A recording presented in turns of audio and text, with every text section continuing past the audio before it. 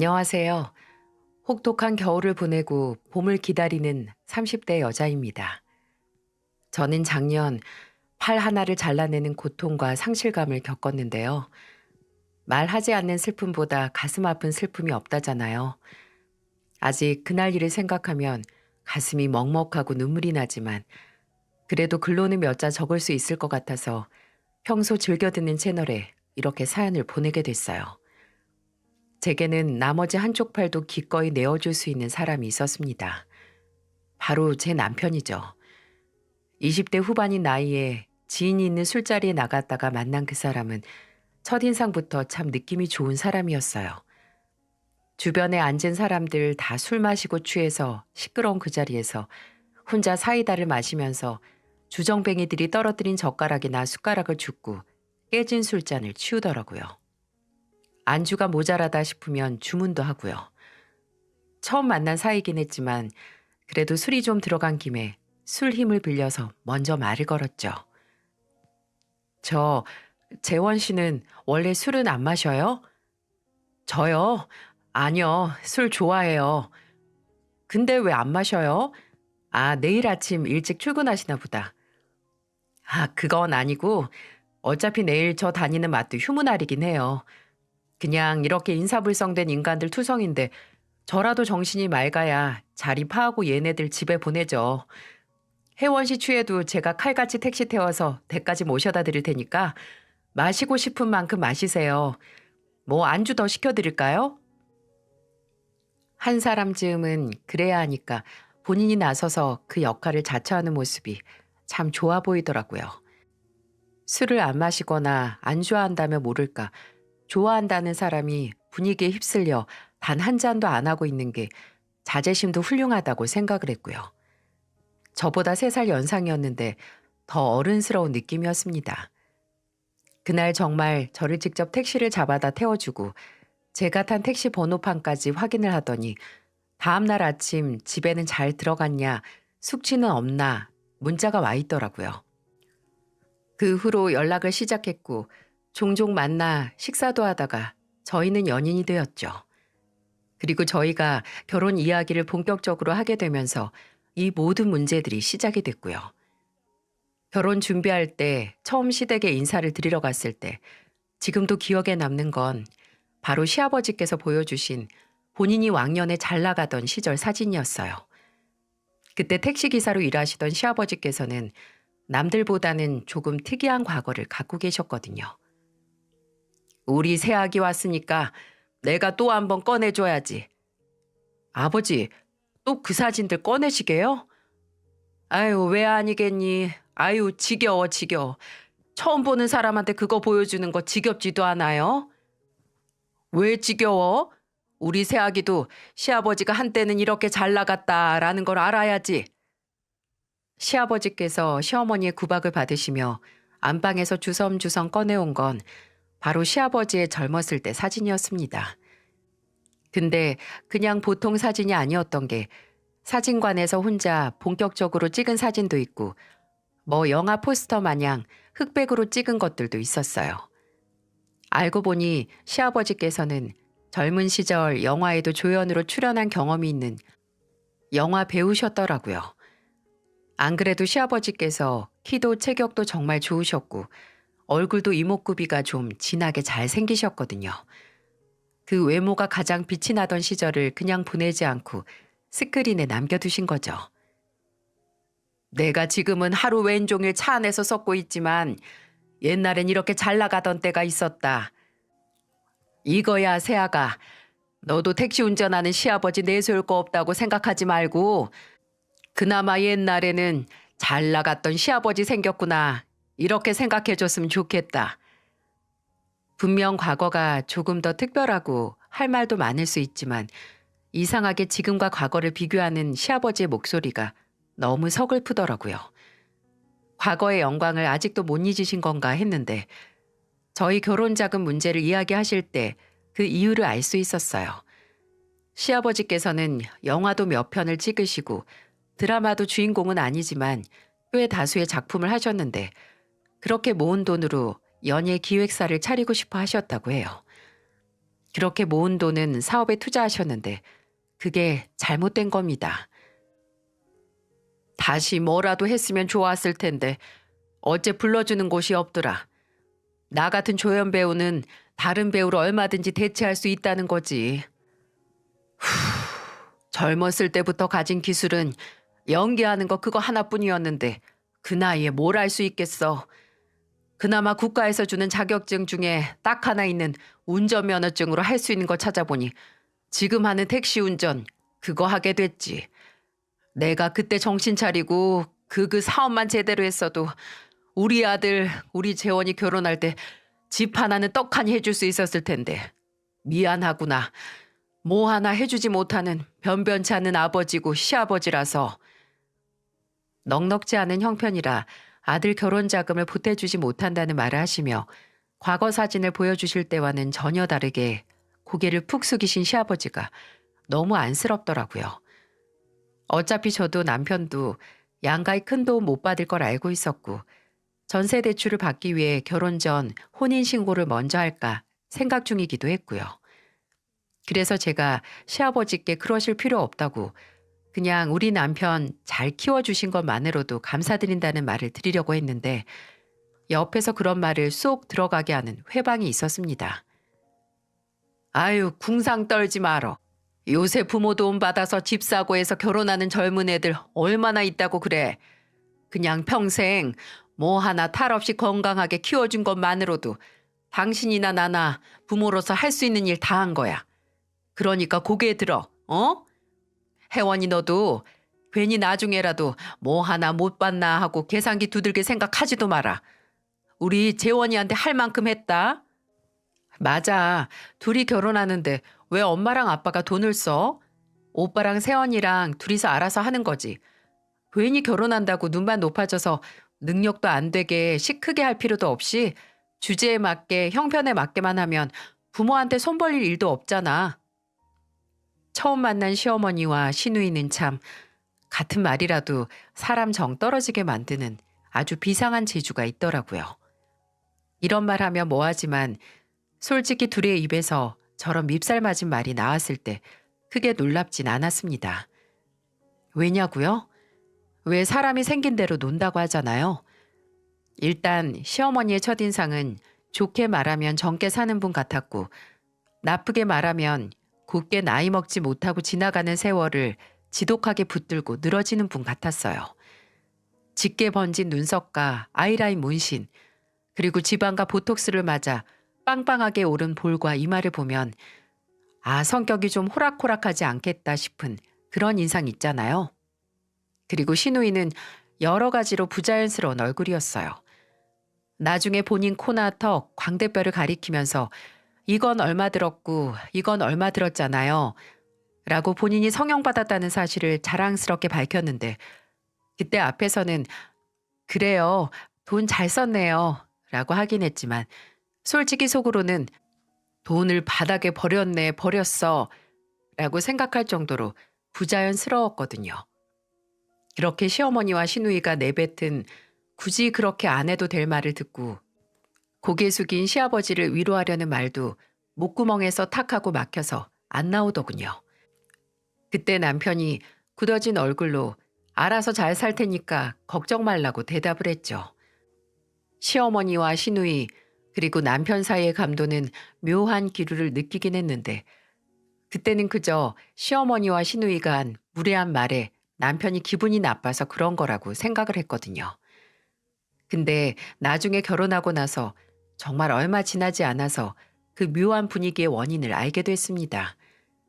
신혼여행 다녀오고 나서 전세로 구한 아파트에 들어갔는데 결혼 전에 이미 혼수도 다 들여놓긴 했는데 그때 이삿짐 날짜가 꼬이는 바람에 다 정리하지 못한 짐들이 남아 있었거든요.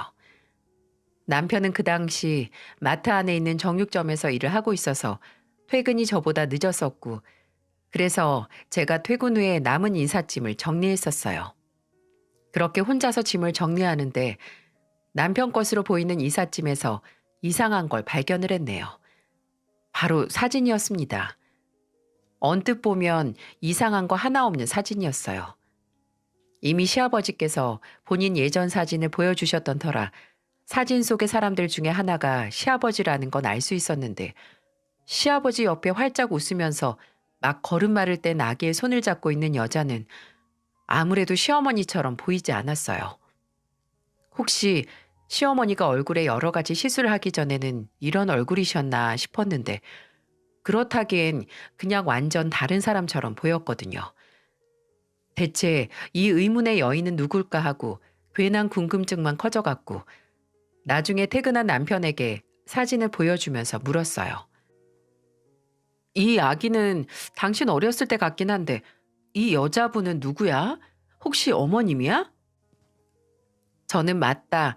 사실 어머니가 얼굴에 손대기 전에는 이렇게 맑은 인상이었다는 얘기를 예상했는데 좀 당황한 표정의 남편에게서 나온 말은 전혀 달랐습니다. 우리 엄마야. 지금 어머니가 아니라 우리 친엄마. 나 낳아주신 엄마. 이게 무슨 소리인가 했습니다. 연애할 때도 그렇고 결혼 준비를 할 때도 시어머니가 남편의 친어머니가 아니라는 요만큼의 언질도 듣질 못했거든요. 남편은 놀라서 굳은 제게 미안하다는 말로 운을 떼며 말했어요. 우리 엄마는 나 초등학교 때 돌아가셨어. 몸이 워낙 안 좋으셨거든. 엄마 돌아가시고 아버지랑 둘이서만 살다가 내가 중학생일 때 지금 어머니랑 재혼하셨는데 그때 재혼하시면서 초등학생이었던 지민이를 데려오신 거야. 어머니도 첫 번째 결혼은 이혼하시고 우리 아버지랑은 재혼이었거든. 이제 말해서 미안해.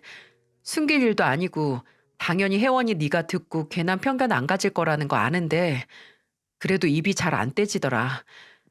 내가 아버지 재혼 후에 어머니한테 그래도 사랑받고 사이가 좋았다면 별 생각 없이 얘기했을지도 몰라.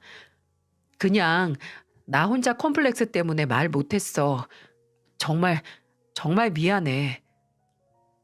분명 제게 이 얘기를 숨겼던 게 서운하기도 하고 황당하기도 하더라고요. 남편 말처럼 요즘 같은 때 재혼 가정에서 자란 게 무슨 흠이라고. 남편은 누구보다 성실하고 바른 사람으로 잘 자랐는데 말이죠. 근데 마지막 남편이 덧붙인 말을 듣고 남편이 주저했던 게 이해가 가긴 했습니다. 그리고 그 고백을 듣고 남편에 대한 제 마음이 단 한 톨도 바뀌지 않은 건 분명했어요. 남편이 어떻게 자랐든 제게는 하나뿐인 사람이기 때문이에요.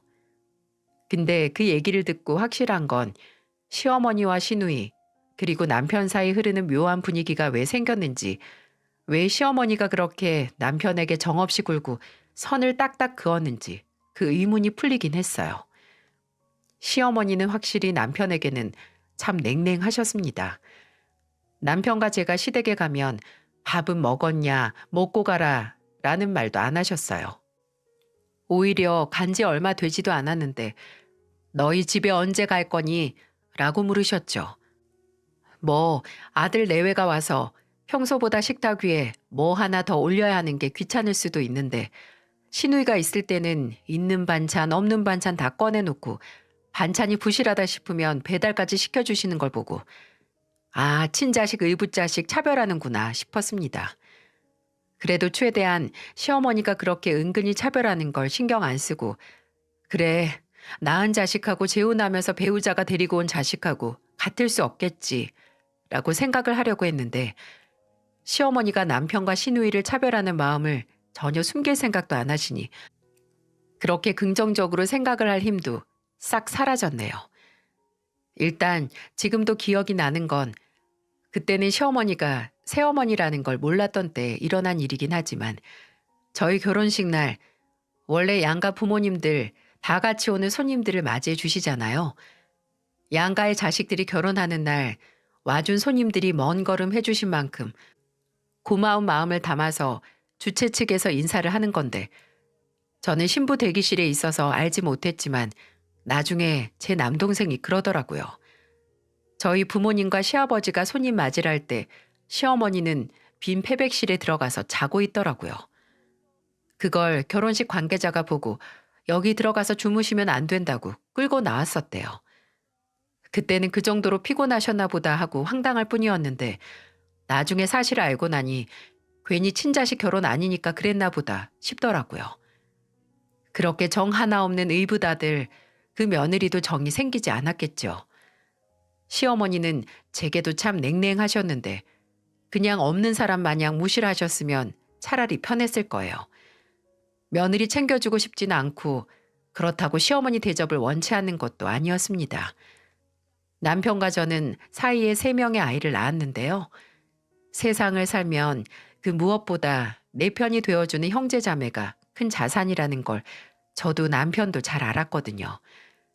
저야 치고받고 싸우면서 크긴 했지만 그래도 서로에게 무슨 일이 생기면 바로 뛰쳐나가는 남동생이 있어서 알고 있었고, 남편은 아버지의 재혼으로 생기긴 했지만 없는 것보다 못한 의붓 동생의 존재로 인해 오히려 우애 깊은 형제자매의 필요성을 느끼는 사람이었고요. 그러니 결혼 전부터 우리는 애들에게 재산보다도 우리가 세상을 떠나도 서로에게 힘이 되고 또 기댈 수 있는 형제자매들을 만들어주자고 했었습니다. 그렇게 결혼하고 나서 1년 뒤에 첫째 딸을, 그리고 3년 뒤에 둘째인 아들을, 그리고 2년 뒤에 막내딸을 낳았죠. 근데 총 6년 동안 제가 쉴 틈 없이 회사도 다니고 출산과 육아를 병행하면서 시어머니의 도움은 단 한 번도 받지 못했어요. 물론 당연히 제가 아이를 낳고 남편과 육아를 하면서 시어머니의 도움을 받아야 하는 건 아니에요. 근데 살다 보면 가족들끼리 피치 못한 사정으로 도움을 받을 수밖에 없는 때가 있잖아요. 근데 시어머니나 시누이에게는 그런 마음은 가져서도 안 되는 걸 결혼 후 시간이 흐르면서 체득하게 됐네요. 제가 첫째를 가졌을 때는 아무래도 첫애라 그런지 고생을 많이 했어요. 입덧도 심했고 몸무게도 산부인과에서 권장한 적정 몸무게보다 7kg 정도는 적게 나갔죠. 남편이 매일 퇴근할 때마다 이것저것 제가 먹을 만한 걸 사오고 전국 각지에서 배달을 시켰어도 배부르게 먹을 수 있는 걸 찾지 못했는데, 간만에 시댁에 갔을 때 드디어 제가 헛구역질 하나 없이 먹을 수 있는 걸 찾았습니다. 바로 시어머니께서 친구분께서 직접 만드셨다는 토화젓이었어요.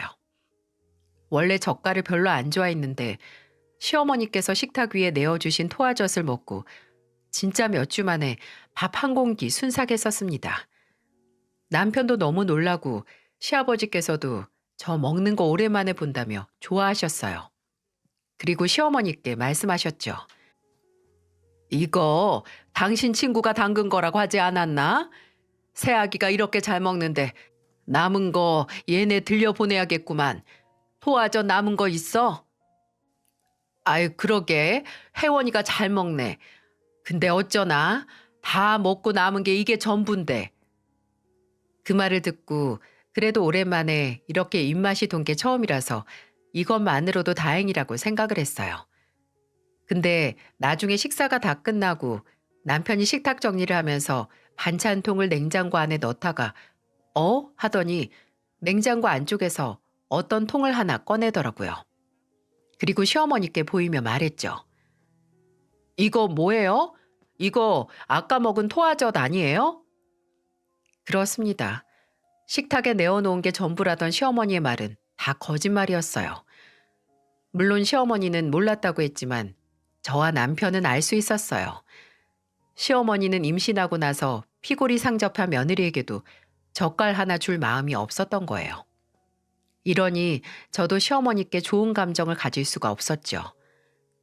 제가 이렇게 남보다도 못한 시어머니와 시누이를 그나마 보고 살 수 있었던 건 그들이 꼴 보기 싫은 만큼 또 시아버지와 남편이 제게 잘했기 때문이었네요.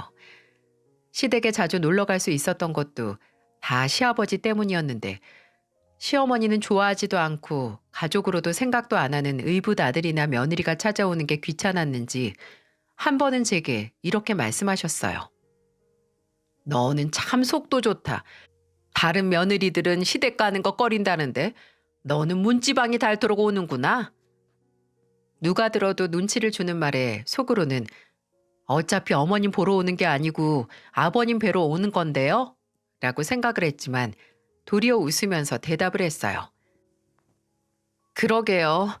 제 친구들도 시댁 가는 거 일이고 스트레스를 받는다고 하는데 저는 오히려 아버님 덕에 힐링하고 가는 것 같아요.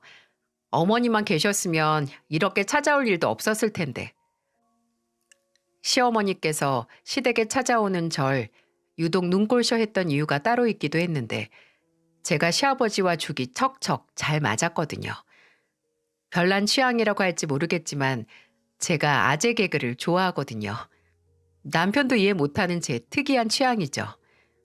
근데 어딜 가도 제가 하는 아재 개그를 받아주거나 또 해주는 사람이 없어서 소소하게 인터넷에서 얼굴 모르는 사람들이 하는 아재 개그를 보면서 쓸쓸함을 달래며 살았는데 결혼하고 나서 그 쓸쓸함을 달래주는 개그 파트너를 만났습니다. 바로 저희 시아버지였죠. 저와 시아버지의 개그 배틀은 이런 식이었어요. 시아버지를 모시고 외식을 했는데 남편이 식후 디저트로 나온 고구마가 모양이 좀 특이하다고 하더라고요. 뭐 고구마 모양이 이래? 다리 달린 것처럼 모양이 이상하네? 그랬더니 시아버지께서 그 모양이 이상한 고구마를 들고 이렇게 말하셨어요. 그러게나 말이다, 이게 모양? 혹시 제 사연을 듣다가 어처구니가 없어서 영상을 끊지 않으실까 모르겠네요. 남편은 기겁을 하면서 제발 밖에서는 그런 개그 좀 치지 말라고 핀잔을 줬지만 옆에 있던 저는 생각도 못한 아재 개그 공격에 무장해제돼서 푹 하며 크게 웃음을 터뜨렸습니다. 그때 저를 웃겼다는 만족감에 벅차오르는 시아버지의 표정을 여러분도 꼭 한번 보셨어야 하는데 그리고 시댁에 가서 시아버지와 붙어 있으면 대화 내용은 거의 이런 식이었어요. 제가 시댁에만 가면 이렇게 시아버지와 개그 배틀을 하면서 하루 종일 깔깔거리는 게 시어머니 눈에는 탐탁지 않아 보이셨으니 제가 시댁에 가는 걸 그리 눈치 주셨던 걸 겁니다. 시아버지뿐만 아니라 남편도 참 저나 저희 부모님께 잘했는데요. 남편은 결혼하고 나서 얼마 뒤 마트를 그만두고 나와서 정육점을 오픈했었어요. 제가 임신했을 때는 늘 점심시간마다 정육점을 다른 직원에게 맡기고 집으로 찾아와서 제가 밥은 먹었나 안 먹었으면 직접 차려주고 제가 다 먹는 걸 지켜보다 가곤 했어요. 그리고 제가 둘째를 낳고 육아휴직 후 회사에 복귀를 하느냐 마느냐를 두고 고민을 하고 있을 때 본인 가게 직원을 늘리고 애들은 내가 볼 테니까 당신은 아무 걱정 말고 복직해. 당신이 일 욕심이 없는 사람도 아니고 힘들게 이직한 곳이잖아. 나는 당신이 괜히 나나 애들 때문에 고생해서 들어간 꿈의 직장 그만두는 거 원치 않아. 당신이 바쁘면 내가 집에 있는 시간을 늘리면 되니까 걱정 마. 그 대신 당신이 정말 힘들면 그때는 꾸역꾸역 회사 다니지 말고 쉬고 싶다고 제때 말해줘. 알았지? 라고 말하며 저를 뜨겁게 응원해줬어요. 또 남편의 정육점과 저희 부모님 식당은 차로 20분 거리로 그리 멀지 않았거든요. 그래서 본인 가게 직원들과 회식 날이 되면 늘 저희 부모님 식당으로 가서 회식을 하곤 했어요. 근데 어느 날은 부모님 족발집에서 보쌈을 먹고 고기 질이 좀 달라진 것 같다고 하더라고요. 안 그래도 어머니께서도 납품업체를 바꿔야 하나 고민을 하던 참이셨고요. 그래서 남편은 어머니께 본인이 괜찮은 납품업체를 알아보겠다고 2주 내내 여기저기 전화를 돌리고 직접 업체까지 찾아가면서 새로운 고기 납품업체를 구해 연결을 시켜주기도 했어요. 이렇게 제 친정일이라면 본인 일보다도 먼저 나섰습니다. 솔직히 제가 시아버지와 사이가 좋긴 했지만 본의 아니게 시어머니나 시누이하고는 사이가 안 좋잖아요. 근데 남편은 저희 부모님과도 제 동생과도 잘 지내고 사이도 좋아서 남편에게 괜히 좀 미안했었거든요. 저도 그냥 성질 죽이고 시어머니나 시누이에게 조금이라도 살갑게 굴어야 하나 싶었고요. 근데 그 마음을 안 남편은 제게 그럴 필요 없다고 단호하게 말했어요. 이렇게 무슨 일이든 저를 먼저 믿어주고 지지해주고 제 편이 되어주는 남편과의 결혼 생활은 늘 맑음이었습니다. 제게는 팔다리를 대신할 수 있는 든든한 버팀목이자 아이들에게는 늘 다정하고 애틋한 아빠였죠. 그 행복이 정말 영원할 거라고 믿었습니다. 아니, 믿고 싶었습니다. 세상 그 어떤 것도 이런 제 행복을 방해할 수 없다고, 만약 방해한다면 무슨 짓을 해서라도 막을 거라고 다짐했어요. 하지만 그런 다짐도 죽음 앞에서는 무력하기만 했네요. 결혼을 하고 9년이라는 시간이 지나던 해, 하루는 남편이 머리가 아프다고 하더라고요. 어지럽고 메스껍기도 하다고요. 그 전날 남편이 술을 하긴 했지만 그렇다고 숙취가 있는 정도로 마시진 않았거든요. 남편에게 마트에 다녀오면서 약국에 들러서 숙취해소 음료와 두통약을 사오겠다고 하고 어린 셋째만 데리고 집을 나섰습니다. 1시간, 아니 1시간도 되지 않았어요. 마트에서 장을 보고 약국을 들른 후에 집에 온 게 채 1시간도 걸리지 않았어요. 근데 도착해서 현관문을 열고 들어서는데 애들 울음소리가 들리는 거예요. 무슨 일인지 판단을 하기도 전에 현관에 들고 있던 장바구니를 내팽겨치고 뛰어들어갔죠. 그런데 거실 한가운데 남편이 쓰러져 있고 그런 남편의 앞에 주저앉아 둘째가 울고 있더라고요. 아빠, 아빠 일어나, 아빠! 그리고 첫째는 남편의 휴대폰을 붙들고 집 주소를 이야기하고 있었고요.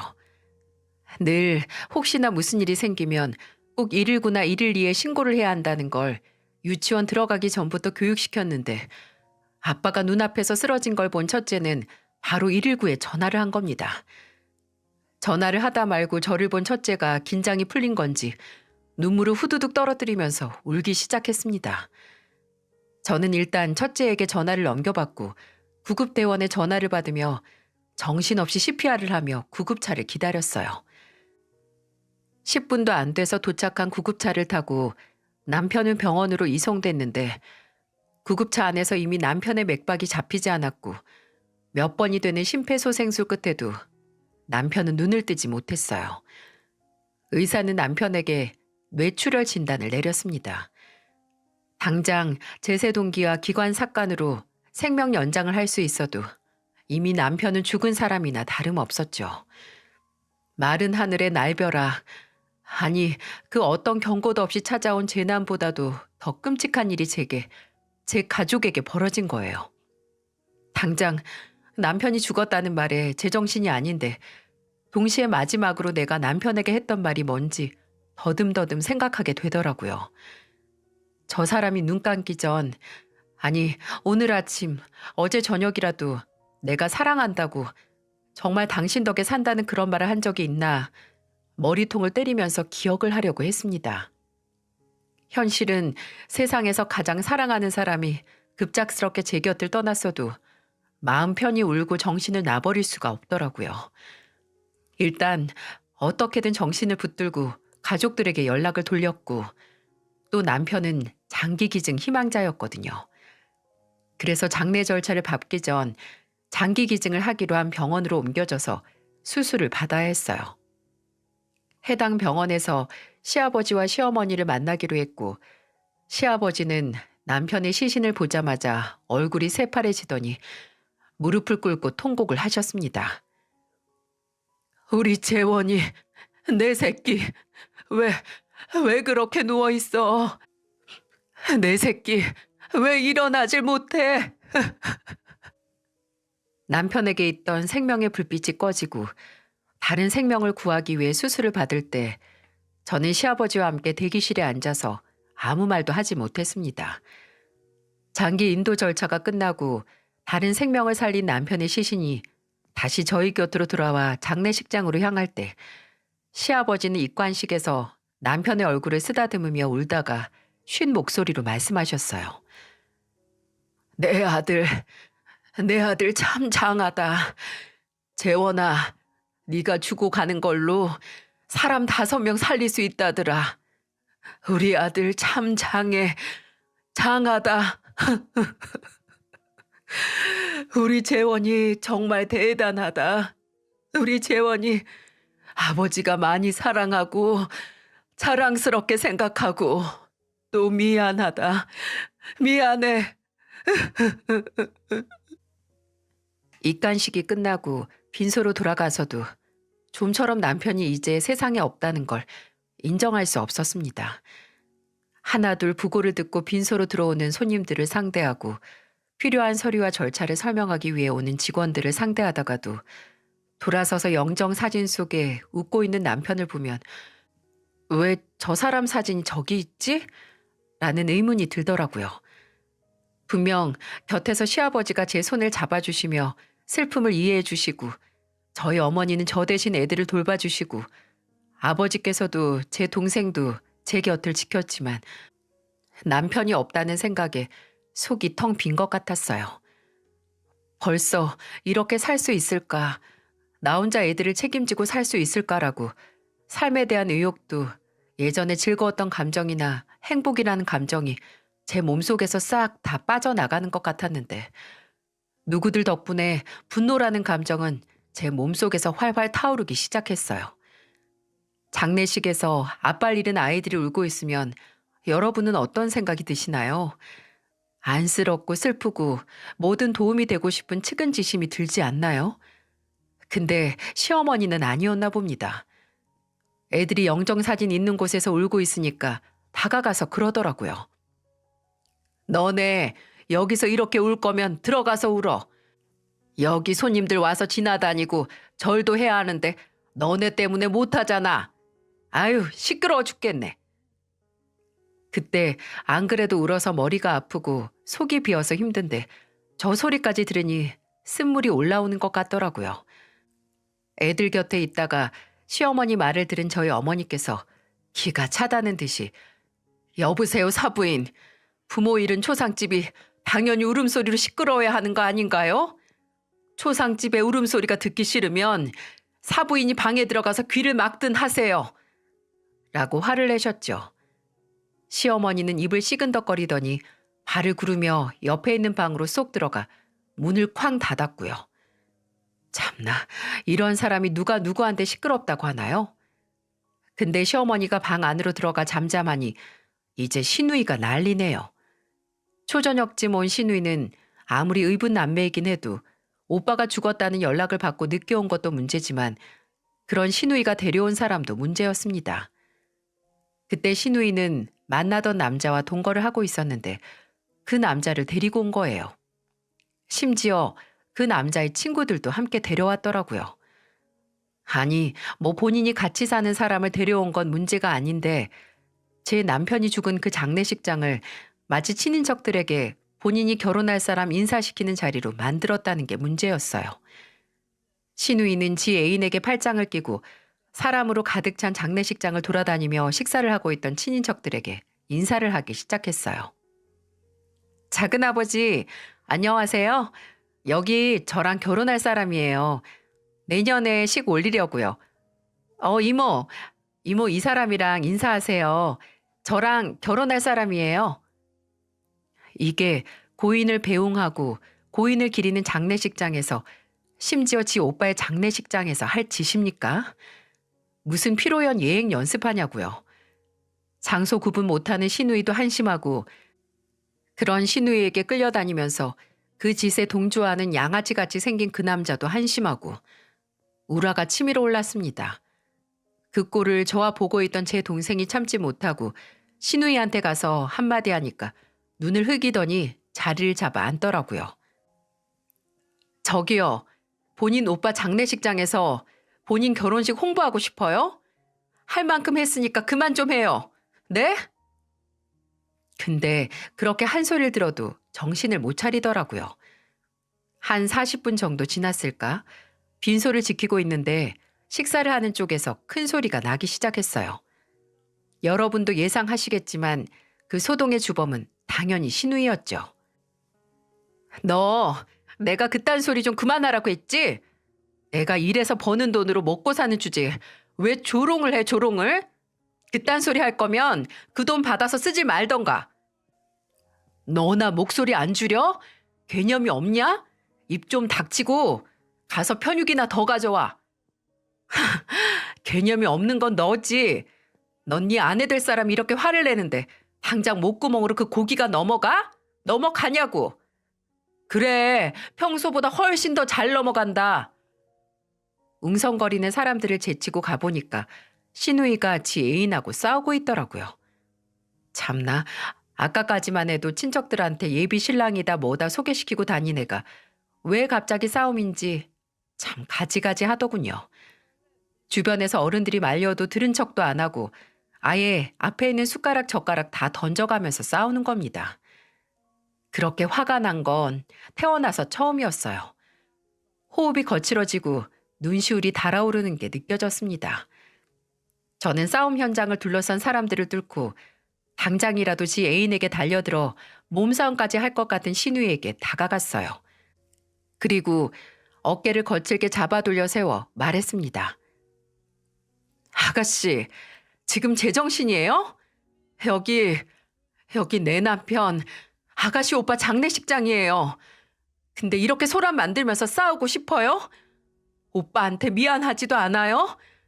싸우려면 나가서 싸우는 정성이라도 한번 들여봐요. 천지분간도 못하고 어린애도 안 할 짓 하지 말고. 언니, 나 지금 무지하게 열받았으니까 더 건들지 마요. 그리고 죽은 사람한테 미안할 게 뭐 있어요? 어차피 듣지도 못할 텐데. 와, 꼭지가 도는 게 이런 거더라고요. 누가 제 정수리에 쇠로 된 포크를 꽂고 스파게티 돌려 마는 것처럼 인정사정 보지 않고 휘젓는 것 같았습니다. 다시 제게서 등을 돌려 못다한 싸움을 하려는 신우이를 가만두지 않고 그대로 멱살을 잡아 끌었어요. 신우이 목구멍에서는 억 하는 소리가 났고 저는 머리채까지 잡아서 물먹은 입을 끌어내듯 붙잡아 장례식장 밖으로 향했습니다. 주변에서 제 이름을 부르면서 말리는 소리가 나고 또 머리채를 붙들린 신우이가 지르는 비명도 들렸지만 무엇 하나 저를 막을 수 없었어요. 저는 주정뱅이를 가게 밖으로 내쫓는 주인처럼 신우이를 장례식장 밖으로 내던졌습니다. 신우이는 균형을 못 잡고 식장 밖으로 내동댕이 쳐졌고 저는 그런 신우이 머리통에 대고 말했어요.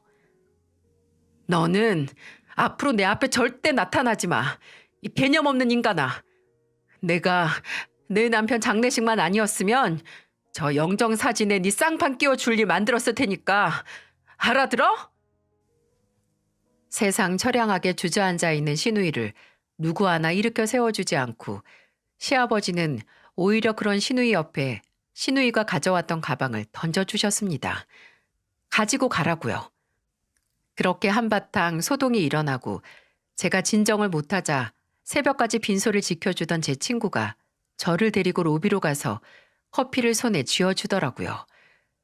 그리고 아까 싸움이 일어나기 전에 들었던 얘기를 해주는데 솔직히 순간적으로 제 상황을 잊을 정도로 충격적인 말을 들었습니다. 제 친구가 신우이와 그 동거남이 앉아있던 자리 바로 뒤에 앉아 있었는데 싸움이 일어나기 전에 나눴던 대화가 참으로 가관이었답니다. 동거남이 제 친구들과 그 전날 있었던 술자리 이야기를 했는데 아무리 들어도 그 술자리가 여자들 끼고 노는 룸살롱 얘기 같았다는 거예요. 그때 만났던 애가 진짜 연예인 뺨치게 예뻤다느니 몸매가 어떻다느니 이렇게요. 그 대화만으로도 귀가 썩는 것 같았는데 문제는 옆에서 신우이가 다 듣고 있었다는 거죠. 신우이는 어제 야근한다더니 어떻게 된 거냐, 또 그런 더러운 술집 간 거냐고 화를 내기 시작했는데 동거남이 이런 소리를 했다는 거예요. 더러운 술집? 야, 네가 할 소리는 아니지 않냐? 그런 더러운 술집에서 일하는 애가 누군데 일이나 그만두고 그런 소리를 해라. 어? 동족 혐오도 아니고 원. 사실 시부모님도 그렇고 남편도 그렇고 신우이가 일하는 직장을 제대로 알지 못했어요. 뭐 지인의 식당에서 일한다 정도만 알고 있었는데 출퇴근 시간이 아무래도 초저녁에서부터 새벽이라서 술집이겠거니 했죠. 근데 그렇고 그런 술집이었던 겁니다. 그래서 몇 년이 지나도 그렇게 지가 일하는 술집 이름을 한 번 이야기 안 했구나 싶더라고요. 어차피 그때부터 저는 신우이를 안 보고 살 작정을 했기에 걔가 뭘 해서 벌어먹고 살든 이제 알 바가 아니라고 생각을 했어요. 근데 이게 끝이 아니었습니다. 다음 날 화장터로 이동을 하면서 일어난 일이었어요. 신우이는 제게 그 꼴을 당하고 당연히 참석을 안 했고 저와 시부모님 그리고 저희 부모님과 애들 몇 명의 친척분들이 버스를 대절해서 화장터로 향했어요. 오전에 시작한 절차는 오후가 다 돼서 끝이 났고 저는 이제는 한 품에 다 안길 정도로 작아진 남편의 유골함을 안고 시아버지께서는 남편의 이름 석자가 적힌 명패를 들고 다시 버스로 올라탔죠. 서울에는 그날 화장이 가능한 화장터가 없던 터라 강원도까지 가서 돌아오는 길이 길었는데 저는 그 시간 동안 남편의 유골함을 안고서 그저 이 시간이 끝나지 않길 빌었습니다. 근데 그때 제 옆자리에 누군가 털썩 앉더라고요. 뒷자리에 앉아있던 시어머니였습니다. 시어머니는 앉아서 잠시 아무 말도 안 하다가 넌지시 입을 여셨어요. 재원이가 참 착했지. 애가 어려서부터도 어려운 사람 보면 지나치지 못했고 커서도 헌혈도 많이 하고 그리고 가면서도 다른 사람 목숨 구하게 장기 기증도 하고 참 끝까지 남들 위한 일 많이 하고 가네. 그런 애니까 지 마누라 새끼들 위해서 종신보험도 들었겠지. 그거 들자고 하면 뭐 잘못되라고 고사 지내는 거 아니냐며 종신보험 안 드는 양반들이 얼마나 많은데 재원이가 참 착한 거야. 대체 무슨 이야기를 꺼내기 위해서 이런 말을 시작한 걸까? 예상이 가시죠? 이미 보험이라는 단어가 나왔을 때 저는 설마 하는 불안감을 느꼈습니다. 아니나 다를까 이 사람 대체 어디까지 떨어지려는 걸까요? 그래서 말인데 내가 재원이가 든 보험사 종신보험 보험금 알아보니까 한 1억쯤 나오더라. 다행이지. 그거면 너도 애들도 조금이나마 편할 테니까. 근데 너 혹시 그 보험금을 재원이가 너랑 애들만 쓰라고 들었다고 생각은 안 하지?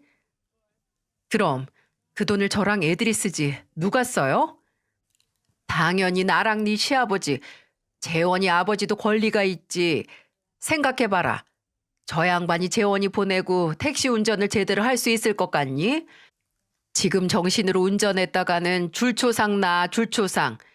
그러니까 저 양반도 좀 쉬게 보험금 받으면 반반 나누자. 너 5천 우리 5천.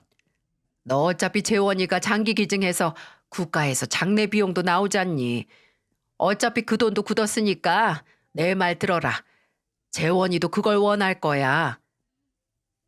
정말 끝까지 이 인간들은 저를 가만히 두지 않았네요. 어떻게든 제가 피를 토해가면서 울분을 내지르는 걸 봐야 직성이 풀리나 봅니다. 저는 차마 남편의 유골함을 품에서 놓지 못하고 달리는 버스 안에서 벌떡 일어나서 말했습니다. 당신이 그 사람 마음을 어떻게 알아? 평생 차별만 하던 계모 주제에 당신이 어떻게 내 남편 마음을 아냐고. 제 고함 소리에 대각선에 앉아있던 시아버지께서 일어나 무슨 일이냐고 다가오시고 뒤에 있던 부모님께서도 제 이름을 불렀지만 저는 멈추지 않고 말했어요. 내 남편이 착했다고? 맞아. 그 사람 착한 거 모르는 사람 누가 있어? 근데 그 착한 사람 평생 친딸이랑 차별하면서 산 게 당신이야. 근데 이제 와서 보험금을 반반 나누자고? 권리가 뭐 어째? 양심이 있으면 그런 소리 생각도 못하지.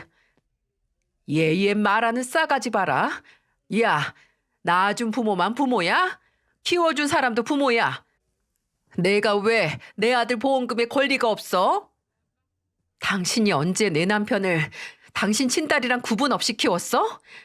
이제 와서 내 아들이라고? 웃기지 마.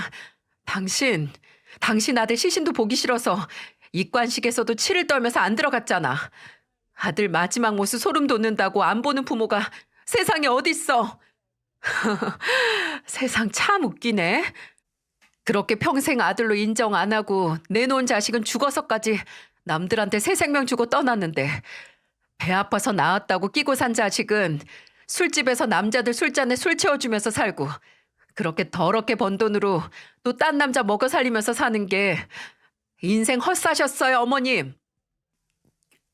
뭐? 너 그게 무슨 소리야? 남자? 술집? 친척들까지 다 보는 앞에서 시누이가 술 따라주며 돈 번다는 걸 밝히니까 얼굴이 시뻘개져서 그럴 일 없다고 성을 내는 시어머니에게 이제는 시아버지께서 호통을 치셨습니다. 당신이 무슨 권리로 혜원이한테 재원이 생명보험금을 달라고 해? 당신 미쳤어? 내가 뭐 나조차고 했겠어? 당신 좀 일도 쉬면서 아들 보낸 슬픔 달래라고. 웃기지 마. 당신이 쓰려고 한 거잖아. 다 당신 때문에. 며칠 전부터 지민이 결혼 때문에 돈 걱정한 여자가 당연히 내 아들 목숨값으로 지 딸 결혼시키려고 했겠지. 아니, 좀 그러면 안 돼? 재원이도 이걸 원할 거라고. 이 여자가 아직도 정신을 못 차리고. 네가 내 아들이 원하는 걸 어떻게 알아? 네가. 뻔뻔한 시어머니의 모습에 화를 참지 못한 시아버지께서 결국 손을 드셨어요. 시어머니의 뺨을 내리치셨고 시어머니는 맞은 뺨을 부여잡으면서 어떻게 나를 때리냐. 사람들 앞에서 망신을 줬다고 울고불고 이혼하자고 비명을 질렀죠. 그런 시어머니의 말에 시아버지는 눈 하나 깜짝하지 않고 오히려 결의에 찬 얼굴로 말씀하셨어요. 그래, 그만 살자. 나도 도저히 당신처럼 뻔뻔하고 경험 없는 여편네하고는 못 살겠어. 내가 먼저 간 내 아들 재원이 속은 다 알지 못하지만 이거 하나는 분명해. 재원이는 내가 남은 인생 당신하고 사는 걸 원치 않을 거야. 이혼하자. 이혼하자고. 시아버지는 시어머니가 먼저 꺼낸 이혼 요청을 바로 받아들였지만 시어머니는 시아버지가 그냥 자존심에 해보는 말을 하는 것처럼 코웃음을 치며 당신이 나 없이 어떻게 사냐고 하더군요. 근데 그날이 있고 한 달도 지나지 않아서 시아버지께서는 정말 이혼 절차를 밟으셨어요. 잠시 시댁에서 나와서 제 집에서 애들과 함께 지내셨는데 시어머니는 그저 그게 한때의 가출이라고 생각하셨나 봅니다. 정말 이혼 소장이 접수되고 시어머니가 이 사실을 알고 바로 제 집으로 시아버지를 찾아오셨거든요. 시어머니는 본인이 받은 이혼 소장을 찢어 시아버지 앞에 뿌리며 고래고래 억울하다는 듯 소리를 질렀어요. 하지만 시아버지는 단호하게 말씀하셨습니다. 받는 족족 찢어봐라 어디. 100통이든 1000통이든 다시 보낼 테니까. 여보, 내가 그날은 좀 울컥해서 한 말이야. 어떻게 이제 와서 이혼을 해. 당신이나 나나 나이가 몇인데. 살 날이 얼마 안 남았으니 더 갈라서야지. 앞으로 얼마 안 남은 소중한 시간 당신 같은 여편네 옆에서 낭비하고 싶지 않으니까. 그러니까 괜한 시간 낭비하지 마. 당신이 뭘 하든 내 마음 안 바뀌고 어차피 당신이란 여자 그 못돼 먹은 성질머리도 안 바뀔 거라는 거 내가 제일 잘 아니까. 그렇게 남편의 장례식이 있고 얼마 지나지 않아 정말 시부모님께서는 이혼을 하셨습니다. 어차피 시아버지께서 갖고 계신 재산도 많지 않고 시어머니는 시아버지와 재혼을 하기 전부터 그 어떤 경제활동도 없었기에 재산 분할도 받지 못하고 거의 무일푼으로 쫓겨났죠. 마지막으로 듣기로는 시누이 집으로 갔다는데 그것도 동거남 때문에 다시 나와야 한다고 들었습니다. 시어머니께서 제발 시아버지 마음 좀 돌려달라고 만날 자리 좀 만들어달라고 제게 연락을 하셨거든요. 저는 어떻게 그런 짓을 하냐고 드디어 시아버지께서 당신한테 벗어난 건데 오히려 축하 파티를 해도 모자르다고 하고 전화를 끊었고 번호를 차단한 후에 그 어떤 연락도 받지 않았습니다. 몇 번 시아버지를 찾아간 것 같지만 시아버지께서도 절대 받아주지 않으셨고요. 말하고 나니까 1년 동안 정말 말도 안 될 정도로 충격적인 일이 많았던 만큼 정말 버틸 수 없이 힘들긴 했지만 그 시간을 어떻게든 버틸 수 있었던 건 같은 슬픔을 나누고 추억을 되새길 수 있는 버팀목이 있었기 때문이었어요. 바로 애들과 시아버지 덕분이었죠. 시아버지와는 이제 예전에 우리 둘이 시시콜콜한 개그를 하면 남편이 고개를 저으면서 제발 그만 좀 하라고 사정사정했던 이야기를 하면서 웃고 울곤 합니다. 그리고 애들은 어린 둘째와 셋째는 아직 아빠의 죽음을 완전히 이해하지 못했지만 조금은 그 죽음을 받아들이고 이해한 초등학생인 첫째하고는 종종 남편에 대한 이야기를 하곤 해요. 그럴 때마다 그저 아이에게 미안한 마음뿐입니다. 한 번은 제가 남편 이야기를 하다가 눈물을 참고 있으니까 첫째가 그 작은 손으로 제 등을 쓸어주면서 그러더라고요. 엄마, 울어. 엄마는 울어도 돼. 울어야 슬픈 게 몸 밖으로 빠져나오는 거래. 그러니까 엄마, 나랑 있을 때는 울고 싶은 만큼 울어. 그리고 걱정 마. 내가 빨리 커서 아빠처럼 엄마 지켜줄 테니까 조금만 기다려. 그 말이 어찌나 든든하고 가슴 찡한지. 남편과의 이별이 너무나 이르게 찾아왔지만 남편과의 결혼을 단 한순간도 후회하지 않았던 건 바로 이런 든든한 딸을 만나게 해줬기 때문이겠죠. 슬픔을 나누고 또 앞으로 만들어갈 기쁨과 행복을 나눌 사람이 이렇게나 많으니 앞으로 어떻게 살아야 하나 하는 걱정은 한시름 나도 괜찮을 것 같습니다. 그리고 여보, 당신도 날 걱정하지 않아도 돼.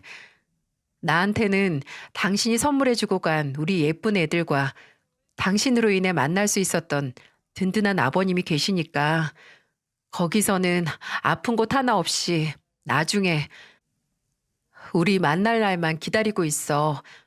알았지? 이야기를 들어주신 분들께 무한한 감사를 드리며 부디 여러분이 사랑하는 사람들과 늘 건강하고 행복하셨으면 좋겠습니다. 감사합니다.